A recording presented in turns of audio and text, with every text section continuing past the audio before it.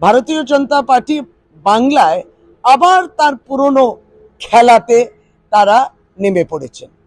কিসে তারা নিমজ্জিত করছেন নিজেদেরকে? মিথ্যা, কুৎসা। তারা আবার বাংলার তৃণমূল কংগ্রেসের সরকার আর বাংলার তৃণমূল কংগ্রেসের পার্টি বিরুদ্ধে বলার চেষ্টা করছে। কি করলো ভারতীয় জনতা পার্টি আজকে? তারা তাদের ওয়েবসাইটে একটা ইউটিউবে ভিডিও দেখাচ্ছে, বলছে তৃণমূল কংগ্রেসের একটা নেতা নাকি বেধড়ক মারছে একজন পুলিশকে। দেখা গেল এটা বাংলার ভিডিওই নয়, এইটা বিহারে ঘটছে, মতিহারিতে ঘটছে, যেখানে ওই পুলিশকে কিছু মানুষ মারছেন।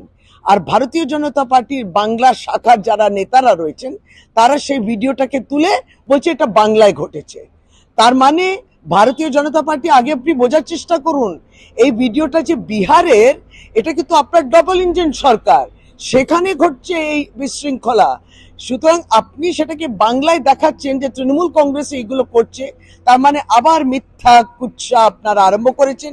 কারণ সামনে 2026-এ আবার বিধানসভা নির্বাচন, সুতরাং বাংলাকে কুৎসা করো, তৃণমূল কংগ্রেসের সম্বন্ধে মিথ্যা বলো, বিভ্রান্তি তৈরি করো, এই খেলাটা আমরা ধরে ফেলেছি।